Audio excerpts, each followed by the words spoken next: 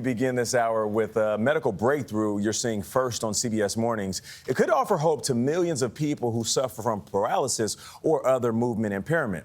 A new clinical study is looking at how computer chips implanted in the brain and guided by artificial intelligence can restore links between the brain, the spinal cord, and impaired limbs.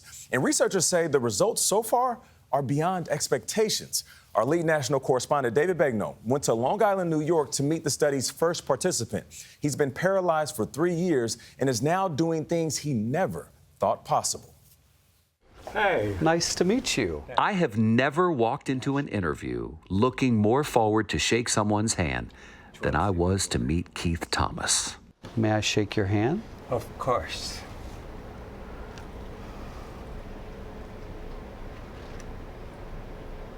Can you feel that? Yes. You can feel my hand. Yeah. Feeling my hand, or anything at all, is a big deal for Thomas. You see, 3 summers ago, he miscalculated the depth of a pool. He took a dive, and in a flash, his life changed forever.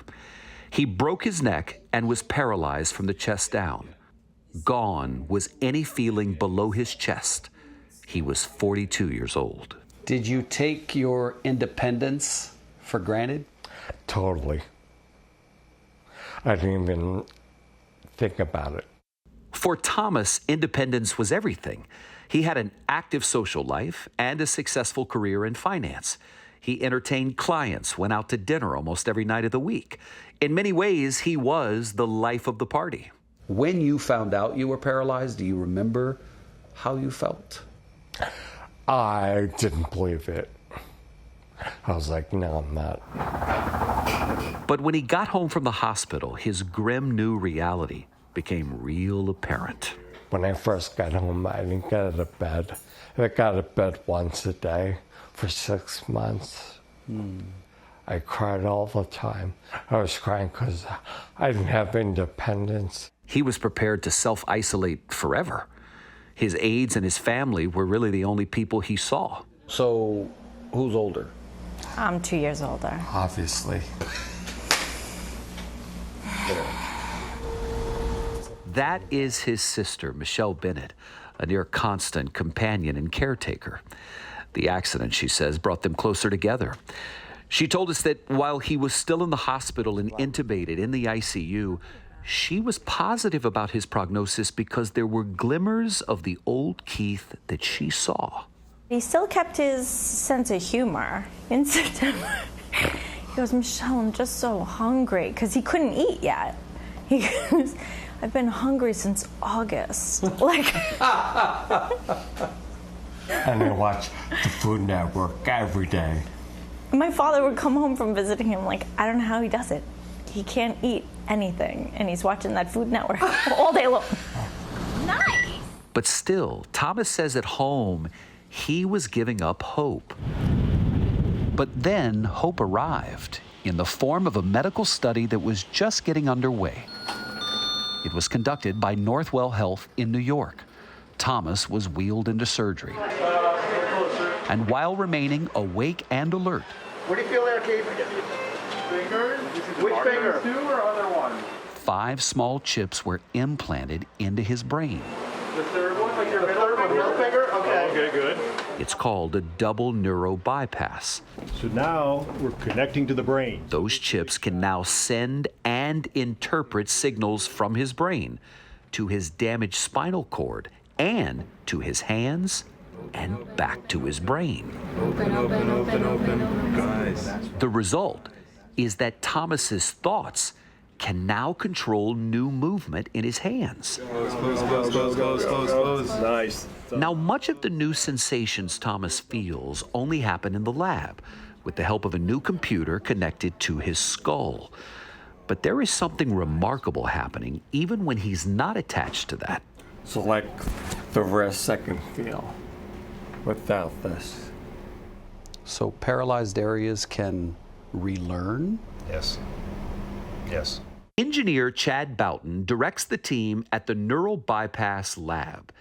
He says among the most exciting aspects of the study is the progress Thomas has made when he's not at the lab. But how can so-called dead tissue all of a sudden be enabled as a result of this therapy? We think it's a combination of the electrical stimulation that activates those damaged circuits that are in his spinal cord.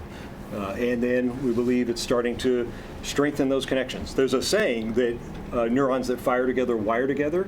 We think that's part of what's happening. Give me 10 minutes. Well, you know, sometimes the biggest progress comes in the smallest steps forward. In his case, a reminder of what it feels like to feel. What's the most extraordinary thing you've been able to do thanks to this? Scratch my face. And hopefully eventually wipe my tears away. The power of togetherness and how one man's mission to bring 5 siblings under one roof changed the course of their lives, their young lives, forever. According to the latest data from the Department of Health and Human Services, there are more than 390,000 children living in the foster care system within these United States. So we're going to introduce you to Robert Carter. He's a man who grew up in that system, the foster care system, without ever being adopted into a forever home. He's now 33 years old, from Cincinnati, and a father of 5. David Begnaud shows us how Carter's difficult upbringing inspired him to pay it forward and do for others what was not done for him. The joy that these brothers and sisters have, just being together, should not be taken for granted in this story. Each one had been put in foster care and separated. Bubby, make sure you brush your teeth while you're up there. Robert Carter, now 33 and the owner of a Cincinnati hair salon, became a foster parent to 3 brothers in 2018. And then one day he heard something that was particularly painful for him. I overhear my oldest son, Robert, talking about their sisters. So I asked him, like, hey, you got sisters? And he's like, yeah, we have sisters. What did you think in that moment when they said, yeah, we have sisters, and they had been separated? I thought they were lying, to be honest, because no one's told me about siblings. But that obviously hit a chord with you, because you'd been separated from your siblings. Right. Now, the parallels with his own young life and those of these 5 children are striking. Robert Carter was placed in foster care at the age of 13 and not destined to be adopted. So you lived with your mom for the first 13 years? Yep. Dad too, or just mom? Just mom. What was your mom dealing with? What was she struggling with? She was a single parent of 9, and she also had alcoholism. Do you remember not eating some days? No, because we always say, I was the oldest, so I always made sure we had something to eat. I was go steal from corner stores, even if it was like chips and stuff for my siblings, because we had to eat in order to survive. Did you ever turn to drugs? No. Alcohol? No. What do you think kept you away from that? Seeing what my mom and dad went through, how it affected them, how it affected us. He's gonna pass it around. It was against that background that he sought help from the foster care agency in Cincinnati, Ohio, to find the boys' missing sisters and reunite a family. We've been through a lot, and especially me. And it's a lot of pressure being the big sibling because you have to put on a good image. And it's like, it's a lot because they look up to you. The cool thing about your dad is your dad has also been in foster care. So he knows what you guys have gone through. It helps a lot because some people don't understand. But he knew what had to be done. And that is where Magistrate Regina Stargell comes in. Because Robert Carter decided he wanted to adopt all 5 brothers and sisters. So I'm thinking, you made it out of the foster system, you're starting your own life, you're young, this is your chance to do you. And people are selfish, and I'm expecting him to do you. So why are you taking on the obligation of 5 kids? I'm like, convince me. You didn't really have a father figure constantly in your life, so where did you learn how to be a good parent? From not having one. From just, I give them everything I wanted, from the affection to the attention to the stuff we do together. So I just try to do everything I wanted as a child, and my dad, I do to them to make sure that they have everything I wanted and more. In court in 2020, an adorable family in waiting made the newspaper. His kids came in dressed in finery in red and black is what I recall. And they faced Judge Stargell's scrutiny. I'm looking to see body language. How are the kids interacting with each other as well as the petitioners as the testimony's being taken? And I was like, this is the real deal. The real deal. And under her court order, a family.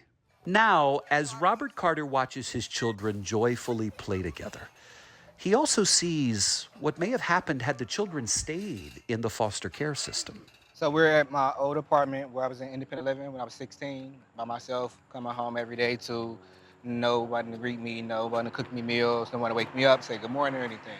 No one to welcome him home. That's what he remembers most about living in this apartment building while he finished high school.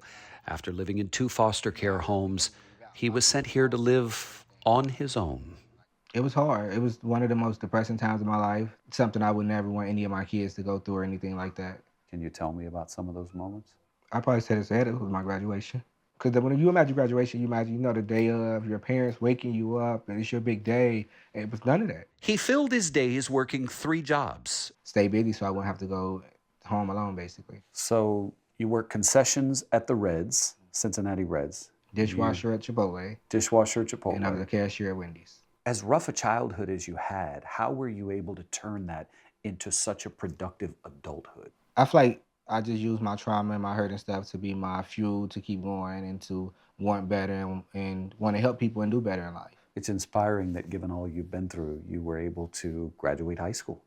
Because most foster kids don't. When he had aged out of the foster care system at age 18, never having been adopted, he started to make sure that other people like him didn't become statistics. So he first got custody of his younger sister. Then at 21, he became the guardian to his 13-year-old brother. And then he started to take in foster children. Is you doing this trying to fill a hole in yourself? I don't think so, because I told myself, once I start my family, nothing else is going to matter. And literally nothing else matters now that I have my family, because they're together. Their togetherness extends to everybody pitching in at the salon, which they depend on to support their family. It's joy in everything, I feel like, when it comes to kids. Because it's a memory. It's stuff I didn't get.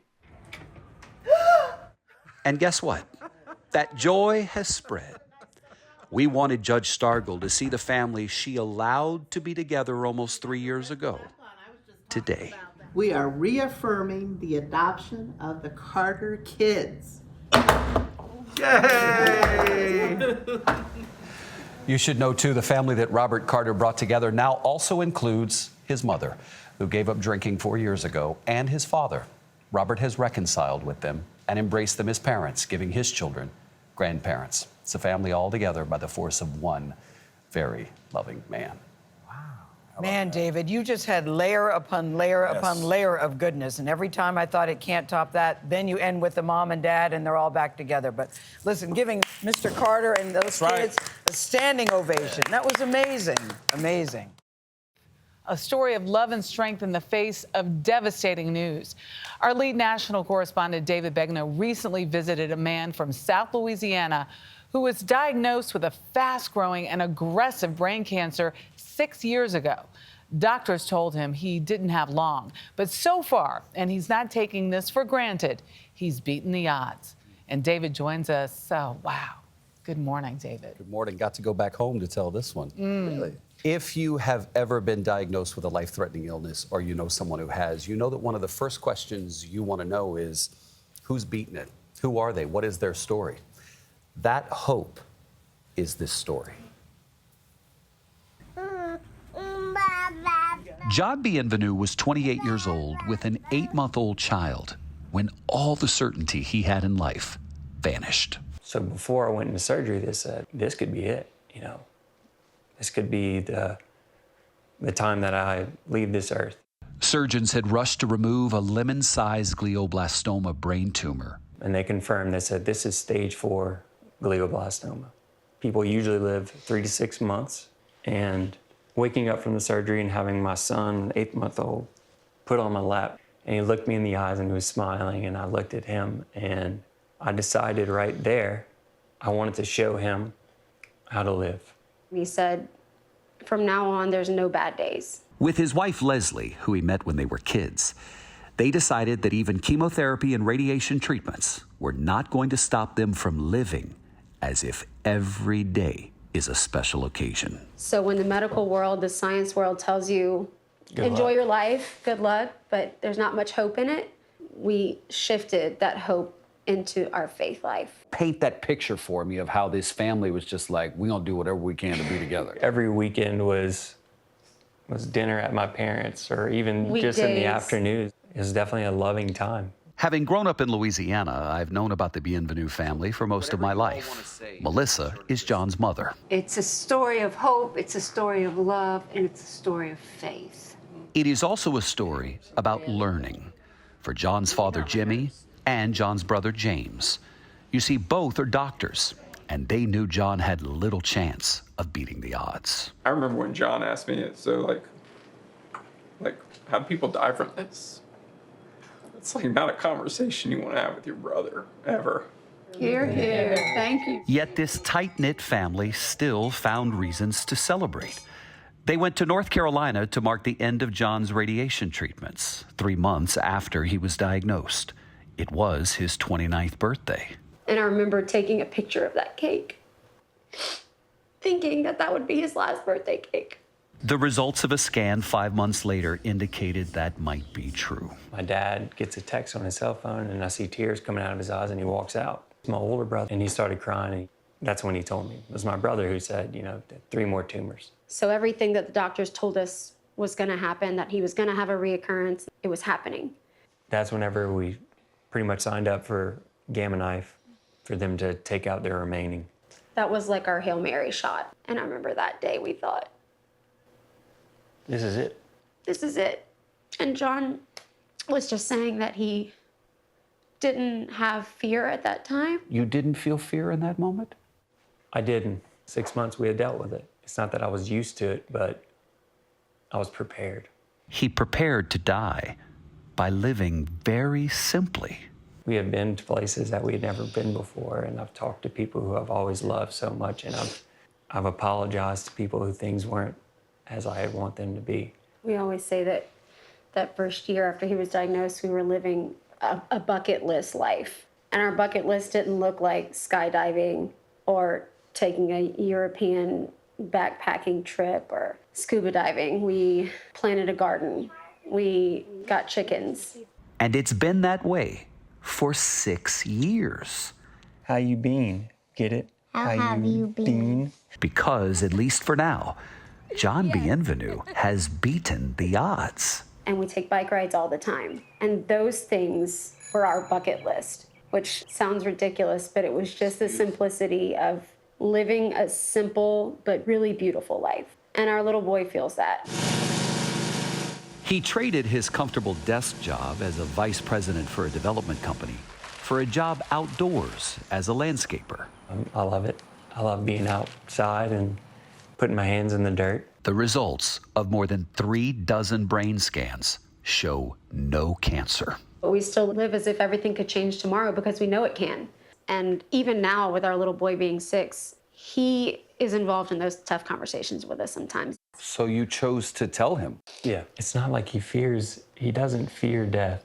He just thinks of it as a part of life. I love you too, brother. And the lessons learned extend to the adults in the family, too. How have you used his story in your practice? I use it pretty frequently. 90% of my practice is oncology-based. I give people bad news all the time. Has there been a moment where someone felt hopeless and needed to hear something, and that was the story that you told them? Sure. And I say, listen, glioblastoma has a 13-month median survival.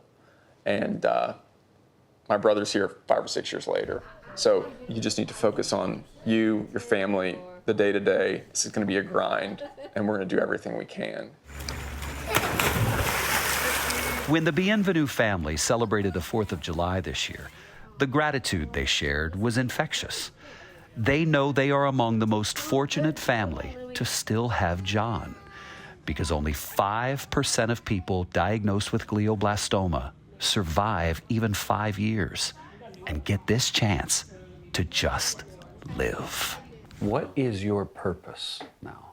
I ask Leslie that every day. I think my purpose is to show others that love is above all else. If you were to say to him, John, I want you to know, just what would you say to him? And you could say it to him. I want you to know that you've given me the most beautiful life I could imagine. I want you to know that the life that you've given me and the son that you've given me and the strength you've taken away worrying. You always tell me, you said, no matter what, we're still together. It's been 23 years and we're still together. I love you no matter what. Very powerful lesson. This one is about compassion. It comes from our lead national correspondent. That would be the one and only David Begnaud. His story focuses on a man named David. His last name is Bro, in the university town of Davis, California. Bro dedicated his life to studying compassion, and he even started a conversation about it with just about anybody who dared to answer on a downtown street corner. David Begnaud shows us how the simple act and David Bro's longtime dedication to selflessness had a profound effect on his community. There is this bench in downtown Davis, California, hardly recognizable under the flowers and remembrances, for a man who often stood here or sat here and asked a pretty simple yet intriguing question. And the question was, what is compassion? Jerry Pays was at first taken aback by being asked that on a street corner by a complete stranger. And so you're thinking he's looking for the dictionary term, or he's looking for a definition. One of the most common concepts and at the core of compassion is to make sure that it is extended. Day after day, month after month, for 14 years, to anyone who passed by, David Bro would gently ask, what is compassion? It's nice to be around someone who wanted to focus on something more real, more philosophical, more something that touches people's hearts. And that's what David did. And decided to spend a significant amount of time and energy directed towards a selflessness for the rest of my life. And that was June 3rd, 2009. He was actively holding me accountable to be a compassionate mayor, to be a compassionate person, to listen. Rob Davis was the mayor here from 2016 to 2018. Well, I wanted you to know that David made a huge impact on this town. Why did you choose him to swear you in as mayor? I chose him because I wanted to reinforce the idea that the values that were guiding me were the values of healing and reconciliation within our community. Stand at the corner of C and 3rd, and I have a pen and a notepad, and I ask people to share their written concept of the word compassion. And they did. More than 11,000 people shared their thoughts in his notebooks. That is page after page after page. Just 1 year filled up a whole book of people's reflections on that. Did you ever ask him why? I think he believed that someone had to do it. It was the key question that was going to guide humanity forward to move beyond discord and war and, and hatred. It was the question. He needed to ask it. This is his notebook. I found one of the notebooks at what has become known as the Compassion Bench, built and paid for by the community that embraced him. There were times, too, when he would take his message on the road. There is something ingrained in every single human being that enables him or her to be compassionate. I always thought of him as a monk. He had a Stanford degree. He wasn't a dummy. He was a smart guy. But he chose to live the way he lived, humbly.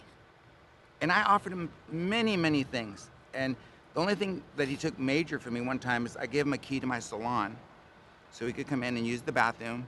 In Davis, he was a street therapist. They called him the Compassion Guy. I feel in my heart that his mission is what we need and what the world needs. But one day in April, this gentle man met a violent end. He was stabbed to death, a victim of an alleged stabbing spree that left a shocked city in grief. We do not leave this place with a memorial in mind, but we leave this place with a commitment to act in the ways that David would have wanted us to act.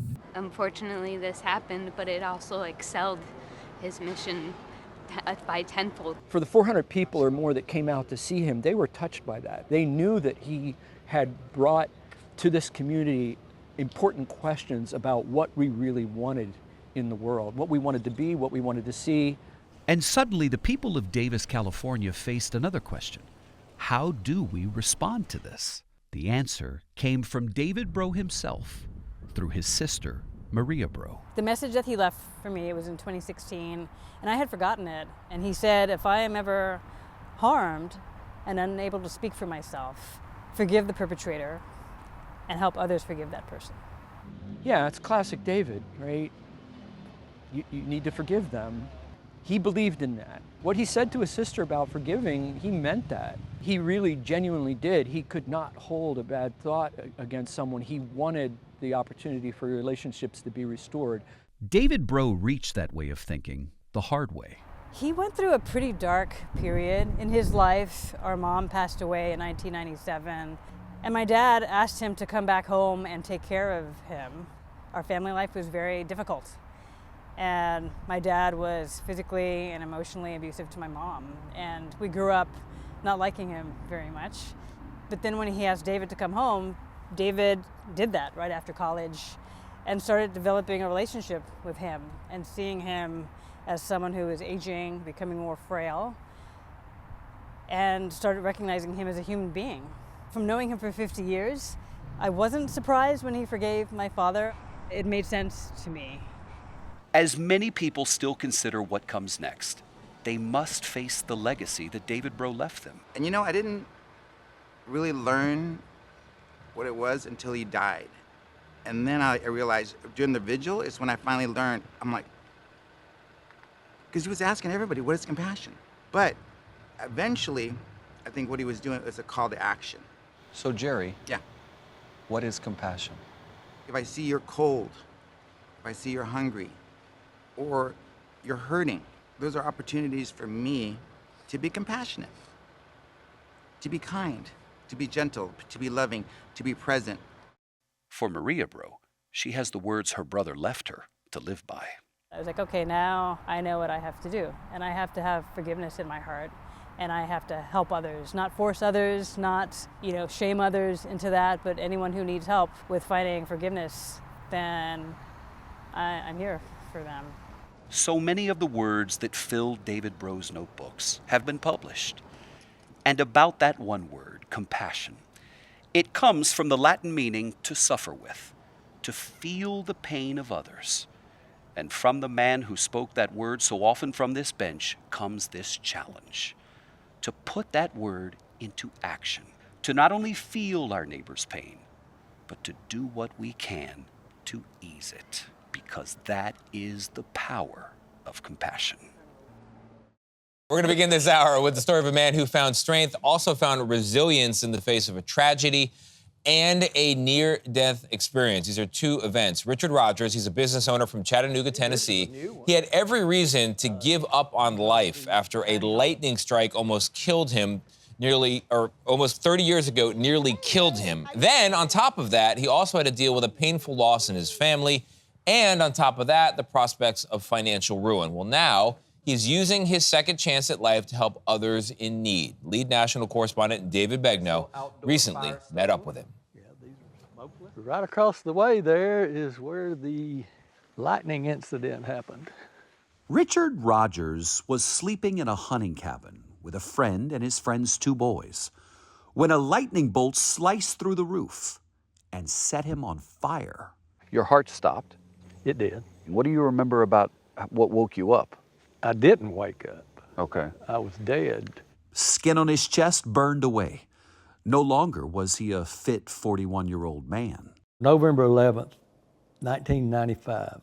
He chronicled what happened in his diary. It began when the 14-year-old boy in the cabin did CPR on his lifeless body. So while he's doing it, I'm out of body watching him. Oh, you remember seeing him do it? Yeah, it was very calm, too. I was going through this bright tunnel, and it was really cool. The treacherous terrain, made worse by the storm, prevented a helicopter rescue crew from reaching him. It's miraculous that they got out with me in that truck. Trees are falling across the road. It took 2 hours to get him to a burn center in Chattanooga, Tennessee. The next day, November 12th, 1995, at Erlanger Burn Unit in critical condition, taking morphine for extensive pain and burns. Then, one of his sons asked him this question. Dad, are you going to die? Wait a minute. I don't like the way that question sounds. I sat up in the bed and I prayed. And my prayer was, if you will let me live, I don't want to live for me. I want to live for others that I can help. That pledge was made possible by hard work. This is our showroom here at U.S. Stove Company. You see, Richard Rogers is chairman of the board at the U.S. Stove Company. And through that company is where he started to learn about second chances. This is a new one. Rogers, along with his brother, inherited the company from their father, abruptly. When I was 23, I was working in the warehouse area, and he walks by me and he says, Richard, we're not going to make it. What do you mean we're not going to make it? Hell yes, we're going to make it. Hell yes, we're going to make it. Last time I ever saw him alive. He left there and went to his home and took a shotgun and ended his life in his driveway. The company was broke? Yes. Oh. Insolvent. Broke and insolvent. Yeah, we should have declared bankruptcy, but we did not, and we would not. We wanted to pay everybody back everything we owed them. So you brought the company back? Yes. So our theme here of rising again comes again. It is, yep. So a successful company is what allows him to give others support. And it's been the fuel that's driven him to places like this neat row of new homes in Chattanooga called Launchpad. Hey, how you doing? Scotty Bowman built these homes for women who are trying to beat drug addiction and trying to relearn how to live as she did. Amanda's been with us since May. Hi, Amanda. What Richard likes about his and my story is that they correlate so closely together because we've both been given a second chance at life. Him through death-defying electricity strike and me through death-defying cocaine addiction. As important as the money he gave you, is it the vote of confidence that he gave you too? Oh yeah, it's amazing. You know, for a long time, Richard Rogers gave money to help people anonymously. But then last year, he established a foundation aptly called Just One More to pass on second chance opportunities to people publicly. This past May 18th, we gave away $120,000 to applicants from 17 states. Among them, Staff Sergeant Alfred Perkins in Louisiana. We've decided we want to fund 100% of your request. Sir, you got... Oh my God, I got chills right now. The staff sergeant is empowering others to be grant writers. In Utah, there's Tasoa Mulitalo. We're going to grant you 100% of what you've asked for. I really have no words to say, but thank you. He's helping to pay her college tuition so she can study social work and learn how to counsel other Samoan women who, like her, have been sexually abused. Thank you. I haven't forgotten where I came from. I have to tell you that being around him, we realized his appreciation of second chances is infectious. But Richard Rogers had to give himself a second chance first. To overcome what he was up against after that lightning strike left him for dead. What did the doctors tell you about how lucky you were? The doctors told me I would never walk again. And so I proved them wrong too. How long was it after the lightning strike that you were able to resume your normal life, your new normal? 2 to 3 years. Today, at 69, he is impaired. Holy moly. Wow. Yes, the scars are still there. His balance isn't the best, and his hearing isn't either. But his resolve to beat back obstacles is undeterred. What excites me is giving to someone that is going to enable themselves to give to others and basically pass it along. Oh. They laid down the back seat. And if you go back to the very first gift he ever made, it went to these men. Jason and Brandon, those two, I paid their college tuition. And that got the ball rolling. Yeah. You know who Jason and Brandon are? They are the two boys who were in that burning cabin with him, who helped to save his life all those years ago. We're going to begin this hour with a great story from our lead national correspondent, that is David Begnaud. David has found that every happy ending, of course, is its own journey, and this journey is a wild one. Last month, this just recently happened, a Chihuahua mix named Maya got away from Delta Airlines workers at Hartsfield-Jackson International Airport in Atlanta, a giant airport. The dog went missing for 22 days, more than 3 weeks. Now, David first heard about this missing dog from Maya's owner, who reached out to him on social media and also galvanized an army of well-wishers online, including a volunteer who simply would not give up until Maya was rescued. There she is. This was the moment when Maya the Chihuahua mix was reunited with her family. Still shaking and presumably traumatized, after 22 days on the tarmac at the world's busiest airport in Atlanta, this dog is the ultimate survivor. I was so overjoyed when I got my hands on her. Robin Allgood is the volunteer pet rescuer who brought the 3-week saga to an end. The drama began when Maya and Paula Rodriguez left the Dominican Republic headed for San Francisco. During a stop in Atlanta, Rodriguez had to spend the night in a detention center because she didn't have the proper documentation to enter the country. Pets are not allowed in the detention center, so Delta offered to take care of Maya overnight since she had flown as a pet in cabin on Delta to Atlanta. During the transport of Maya, Delta says the dog escaped her plastic-zipped carrier and ran onto the active runway with that collar on. Signs are the #1 tool in finding a lost dog.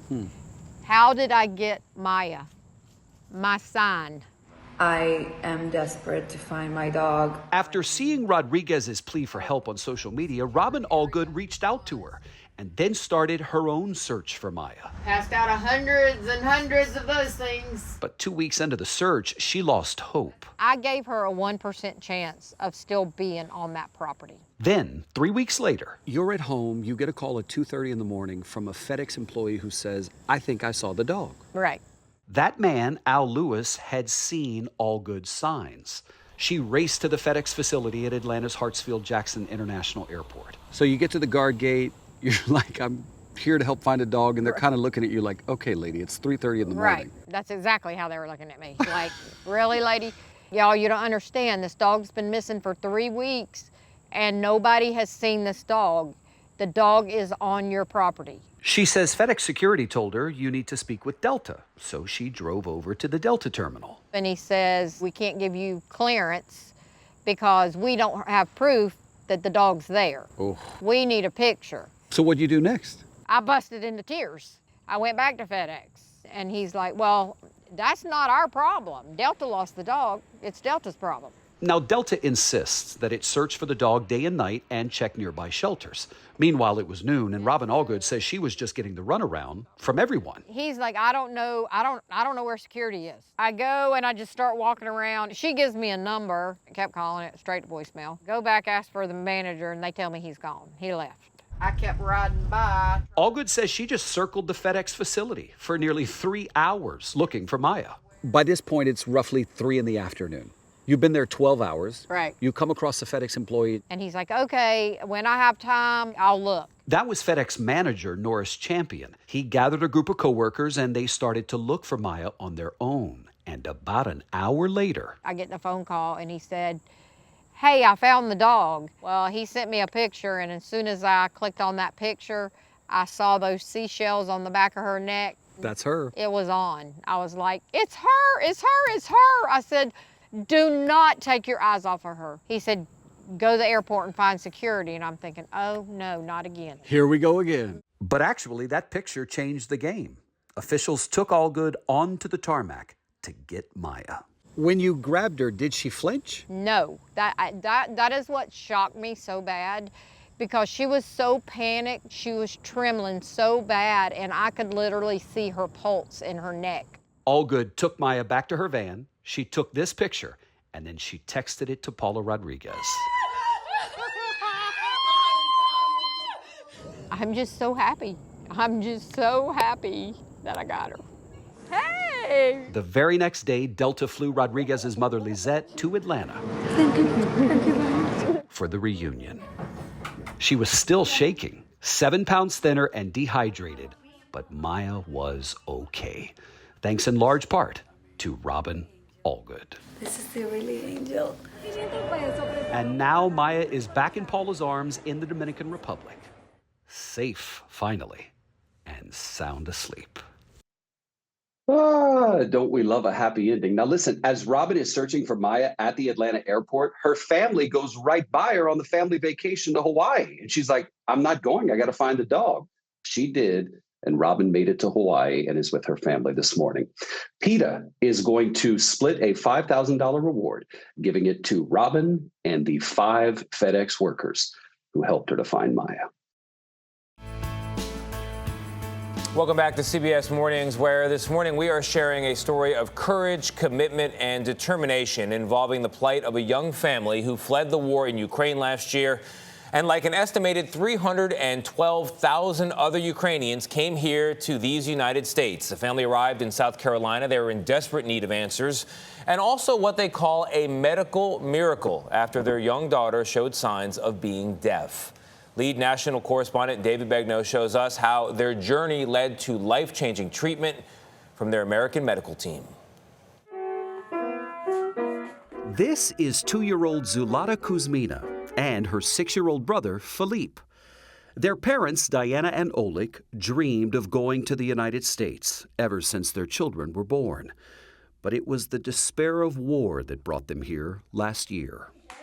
They came here not just looking for a better life, but for medical care for Zulata. You see, Diana and Oleg were concerned over her inability to communicate with them. We tried everything, loud sounds, pot, pens, but she didn't react. Diana and Oleg told us that their visa application was denied repeatedly. But in February 2022, as Russia's invasion of Ukraine began, they were granted refugee status. The trip from their home in Odessa, Ukraine to the United States took nearly 2 months, with stays in Moldova, the Czech Republic, Poland, and Germany. They left everything behind except for what they could carry. They settled in Boiling Springs, South Carolina. Oleg landed a job at the nearby BMW plant. How do you like the people here? The people are so kind. Kind. Here, yeah, Good. kind. Good. People who we don't know help us as they are our relatives. It looks like they are so open, so helpful, and it's very nice. We call that Southern hospitality. That's nice. Odessa is also south. Is it south in Yeah. Odessa? Uh-huh. Well, Diana found some more of that Southern hospitality during her search for hearing specialists. A lot of people pray for us, and God sent us a very good team and a very nice doctor, and we are very thankful for this. Hey guys, how are you doing? Good to see you. That very nice doctor was Dr. Teddy McCracken, a surgeon and cochlear implant specialist.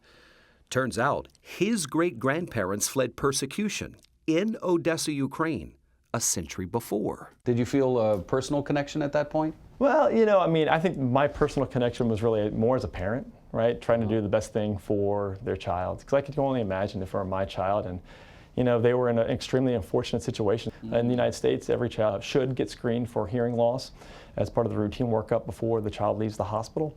That doesn't exist in the Ukraine. So it was kind of 6 months, 7 months when the mother realized that there were issues related to hearing. And the workup started at that point. And then the workup started and the war broke out. Dr. McCracken and his team at the Medical University of South Carolina confirmed that Zulata was deaf in her left ear.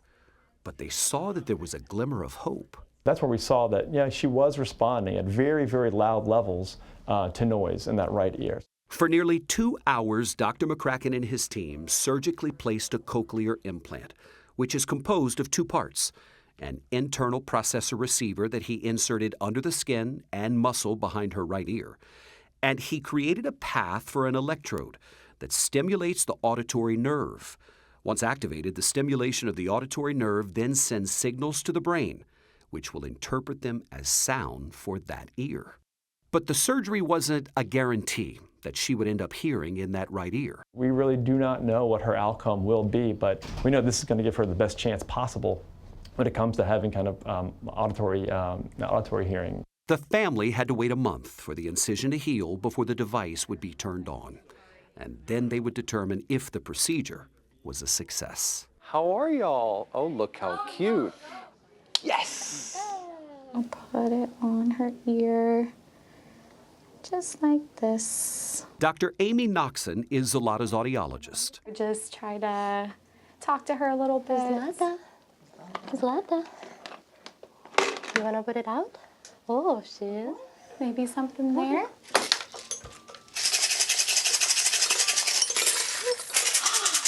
Wow, you're ready. Yeah, I hear that. Yeah. Wow. What is it? Oh my goodness, I heard that. Good job. Yeah. Yeah. Her brain's going to be doing a lot of work to figure out what all of these sounds mean. So this is a success. Oh, yes. Absolutely. Absolutely. I'm excited for her. I think she's hearing your voice. Yeah. She's reacting to you. It was wonderful to witness. I mean, it's very emotional just as a stranger to watch this, you know? When she will grow up, she will understand, and I think she even wouldn't know that she didn't hear some period of life, I hope. I think you're right. Well, I've never been so happy to see tears. Thank you. Thank you. How do you feel knowing how well it went? It's a great sign that she was responsive. Good day at the office for you. Good day at the office. Feels good. No way. No way. She's going, oh, there she is. You are looking at a little girl from Ukraine who comes to America as a war refugee and receives the most unexpected and precious of gifts, that gift of sound. What do you think your daughter will be able to do now that she can hear? I hope that she will understand my words, and all our family is singing, and I hope she will sing with us. What makes you emotional? Because I'm happy. It's a very big day for us. He loves I daughter really love very her. much. It's my daughter. I love her. It's not often we get to use the word remarkable around here, but we can use it this time because we're going to begin this hour with a remarkable love story, more than 60 years in the making. Here's how it goes. Caroline Reeves and Eddie Lamb, there they are.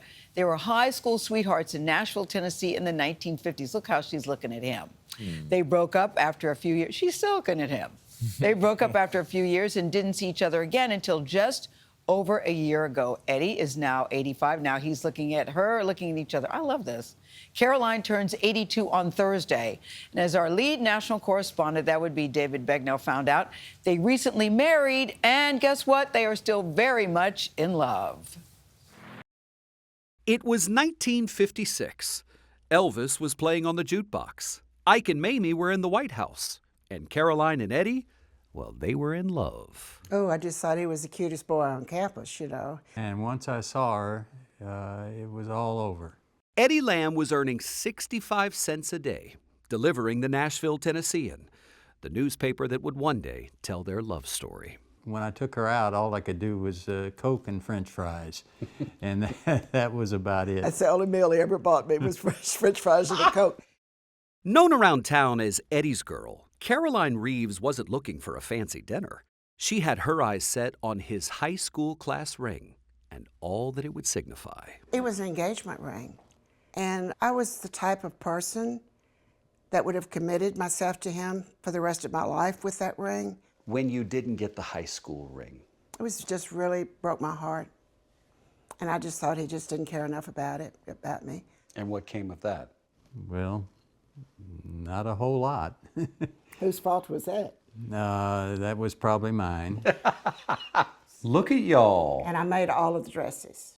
Eddie set his sights high, joining ROTC at the University of Tennessee in Knoxville with dreams of flying planes in the U.S. Air Force. It was her senior year in high school, and Eddie couldn't find the words to tell a proper goodbye to Caroline. So he didn't. We pulled up in her driveway, and I said, "May I kiss you?" And so I kissed her goodnight then, not knowing that that's the last time I would kiss her in 64 or 65 years. And I got out of that car and ran up the steps and slammed the door and went upstairs and cried all night. That was it. Their lives would follow far different paths. She became Miss Nashville, 1959. 2 years later, they were married to other people. She to Charles Wallace, he to Polly Piper. Eddie would go on to serve 21 years flying KC-135s for the United States Air Force. Caroline traveled the world. She was an interior designer, a magazine writer, and wrote 3 novels. Things changed in December 2021. Eddie's wife, Polly, the mother of their 2 children, died from ALS, Lou Gehrig's disease. They'd been married 2 days shy of 60 years. I heard you were her caretaker. Yes, I was for about a year and a half to 2 years. It's just shows you his strength and how sweet and kind and gentle this man is. After her marriage to Charles Wallace ended in the 80s, Caroline married a man named George Kennedy. He died in 2001. Over the course of your life, did you wonder how Eddie was? All the time. All the time. Eddie, did you wonder how she was? Yes, I did. In April 2022, Eddie was living in California, Caroline in Nashville. And all at once, something hits me. I said, I've got to call her. I had 9 calls, and I don't answer unsolicited calls. Eddie, you called 9 times. 9 times. Yeah, I'm not going to give up. I love it. Yeah, not going to give up. Just what she wanted to hear. That third night, he told me he still loved me, and I knew my life had changed. He flew to Nashville to see her. This time, she was in the driver's seat. And I heard you didn't make it too far from the airport. No. He peeked his head into my car, and he took my breath away. I've never seen anything like it in my entire life. I just can't even explain it. So I got out of the parking lot, zoom, went around and found the FedEx parking lot. And it was the warehouse. It was closed at night, and they had all these security lights. And I got out and jumped around, and we hugged and kissed. And I remember looking up at the security lights, and insects were swirling all around. The FedEx lights. Wow. So FedEx does deliver. At the age of 84, Eddie popped the question. He said, well, we'll get you a ring. And I said, no, this is what I want. And he put this on my finger. And that's his high school class ring. That you wanted 60 years ago. It's my engagement ring. And the girl got it. God, I love it. I love you. Her dream came true. If you had to title your story, what would it be? Miraculous. That we found our love again. We ask God all the time, why did you do this? And now we know to take care of each other. And believe it or not, the 2 lovebirds have discussed life after death. And Caroline tells us that Eddie will be buried next to Polly. That's the way that she wants it. She says that's the mother of his 2 kids. Wow. And that's where he should be. She's going to be buried in a family plot back in Nashville.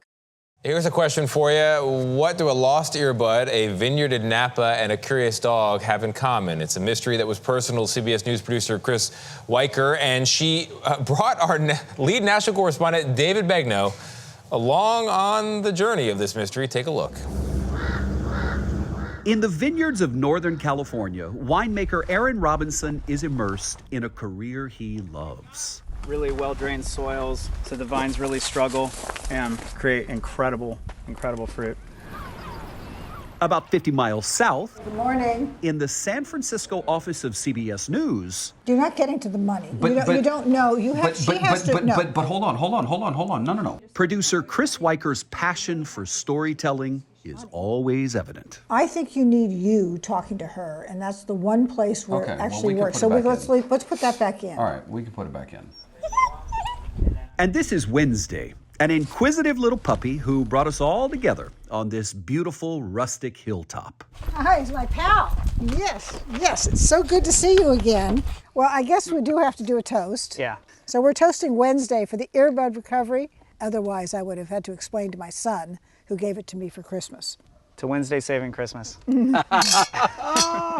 Just wait until you hear how the 3 of us and our 4-legged pal all came to this newfound friendship.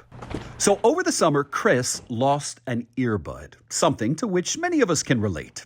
So she spent the next 10 days looking for it. And then day after day, I kept looking. I figured, okay, I looked under the seat of the car. I figured this thing is going to show up. She asked the building security guard, Calvin, if anyone had turned it in.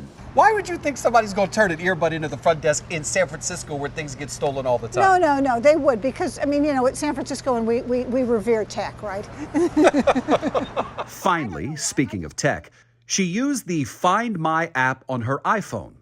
It alerted to a remote location in Napa Valley, more than 40 miles from where she last saw the AirPod. That's when her tenacity kicked in. She headed out alone to track down that earbud. Chris retraced the trip with me. Most people don't drive to the addresses because most people might think it was stolen, and most people might think they might get, I don't know, shot. I've knocked on a lot of doors in a lot of strange places. Yeah, fair. For more than 40 years, my friend, the fearless award-winning producer, has covered every kind of story, from natural disasters to global conflicts and presidential elections. Wednesday. On the day that earbud disappeared, Aaron Robinson was in the city. He had walked Wednesday before driving back home to wine country. Unbeknownst to him at the time, his little pup picked up the AirPod and dropped it in his car. Fast forward, Robinson is in his field when Weicker drives up to the gate unannounced. She said, "Do you have my AirPod?" I was like, "Your AirPod? Oh, yes, I do have your AirPod. I do actually have it."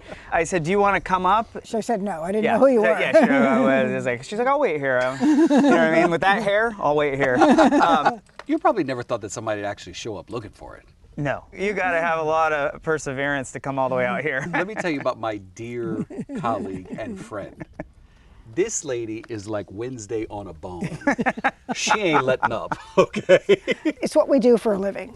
Yeah. And, you know, we're given these impossible equations, and you can't give up. It sort of bleeds over into your personal life, too. This woman has proven to me time and time again that when I thought we ought to just pack it in and go home, just try one more thing. That's amazing. It is a friendship forged in fire and frank conversations. It's over. It's gone on for too long. It looks fantastic. Yes. I'll tell you, her passion and persistence has always inspired me. They all cleaned up just fine with a little rubbing alcohol. Do you still use it today? Yes, I have them right here. This is where it all began. And there is a little tooth mark we were noticing. So we toasted to our newfound friendship and bond over a missing AirPod with a bottle of his Vandella Vineyards. It's really good. And Chris brought treats for Wednesday to reward her for not crunching on that Christmas present. And the takeaway is, when you think that you've reached the end of the road, keep going. Exactly. Amen. Yeah. And I learned it from you. Well, here. Many, many times over. To Chris and David. Here. And Wednesday! And Wednesday. A storytelling adventure for our lead national correspondent, David Begnaud. Part of a new series we are putting together. You know David's always up for a challenge, and he loves meeting new people. So we sent him to the airport and gave him a plane ticket. The destination was a surprise. And we told him, when you land there, find a story, and you have to do it within 48 hours. And David worked his magic. Here we go! Savannah, Georgia, this is where we're going. Go get myself some sweet tea. Here we go. This is going to be like the amazing race of storytelling. Because as soon as I found out the surprise destination, they gave me just 48 hours to get there and find a story. Welcome to Savannah, y'all. Savannah is Georgia's oldest city, and it is famous for its 22 squares, pre-Civil War architecture, and of course, their good old Southern hospitality. John, man, I'm talking to my wife. I got to give you a hug because it's almost like I know you. Nice to meet you. I'm talking on phone with my wife right now. She loves your story. What's her name? Darlene. Let me say hello. Say Hello, hello, Miss Darlene. So, in search of a true taste of Savannah, my team suggested we drop by Leopold's Ice Cream, founded back in 1919. And boy, did they line up a special greeter for me. David. Are you Mr. Stratton? I am Stratton. Welcome to Savannah. Welcome to Leopold's. Mr. Stratton Leopold is the 80-year-old owner of this family-run institution. started by his father more than a century ago. He's not just a local star here in Savannah, he's a Hollywood one too. Leopold has produced more than 20 films, but this is what he says might be his sweetest achievement. This is the best. It's a food group. This was my first taste of Savannah. Okay. Where should I go next? Go to Olympia Cafe. Olympia Cafe. I'll go down there with you if you want. Let's go. Let's go. Now look, I was expecting some classic Southern food, but Mr. Leopold took me to a fiery good Greek restaurant. Over some octopus and delicious pita. I learned about Leopold's fascinating life and fueled up for the next part of our journey. Thank you.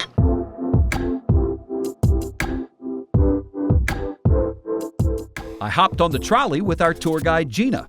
It was a great way to see some of Savannah's best views. We're one of the few cities east of the Mississippi that allow you to walk around with a cocktail in your hand. That's a good shot. You know I'm gonna be posting on Facebook. Oh, please. How you like Savannah? We just got here. It's my first time and I love it.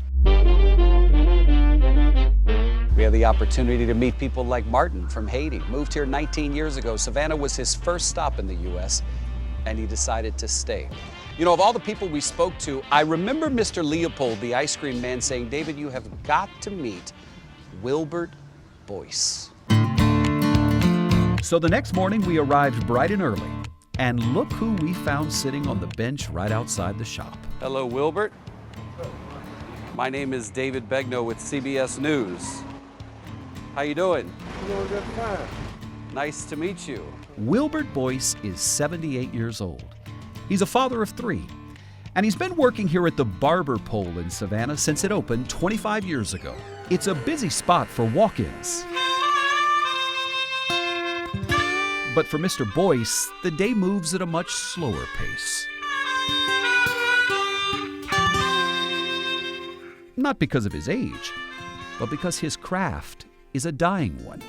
Are you the only shoe shiner in Savannah? I'm the only one I know of.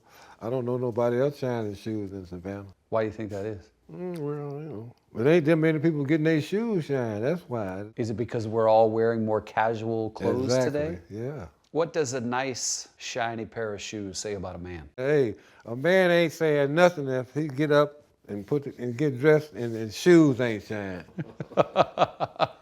Boyce discovered his craft at the age of 15 in his hometown of Decatur, Illinois, well before he moved south to Savannah. How did it come to be that you work here? I walked by one day and saw the shoe shine stand, and I came in and asked, the proprietor if anybody was shining shoes in there. Wasn't nobody shining shoes, so he gave me the job.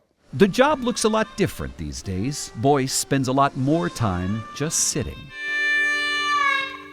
and waiting than he does polishing. In fact, on the day we met him, not a single customer dropped by for an appointment or even stopped in to see the man who is believed to be the only shoe shiner left in Savannah. You think you'll be the last one? Probably. I wouldn't doubt it. I don't think nobody else gonna shine no shoes. You think some people think that shining shoes is beneath them? Of course they do. That's why ain't nobody doing it. How good a shoe shiner do you think you are? I'm the best. The greatest of all time. The GOAT. And you know, his customers just might agree. Good morning, sir. Mr. Chairman. Like the mayor of Savannah, Van Johnson. You good? You got time for me? Of course. He heard we were in town, and in between meetings the next day, he dropped on by. He told us he's part of the $100 Club. It's a group of loyal customers, many of them attorneys, who pay $100 at the start of the year for unlimited shines. Turns out it was the mayor's idea. At the end of the day, these shoes look a whole lot better than they did when I came in here. So, do you want to retire? Any plans of retiring? I'm already retired. But any plans of stopping shining shoes? I don't have no reason to stop. Well, if I stop, what would I do? Just sit at home watch TV all day. If you got to watch people pass by, you might as well do it here than at home. Exactly. You know, and I make a $10 every now and then too. There you go. You got it. As the sun set over Savannah and my new friend headed home, I stood there thinking about all the history in this city. And it made me grateful for people like Wilbert Boyce, who keep it shining just as bright as new. Well, get this. He said he wasn't going to stop, but I called Wilbert last night and he said, David, I'm done. I need both hips replaced, and he's going to have it done, but he has decided to retire. That's it. So we checked with the mayor of Savannah, and he said, David, we're going to throw a retirement party for him. His customers are going to be invited, and people around town can come and wish him well, too.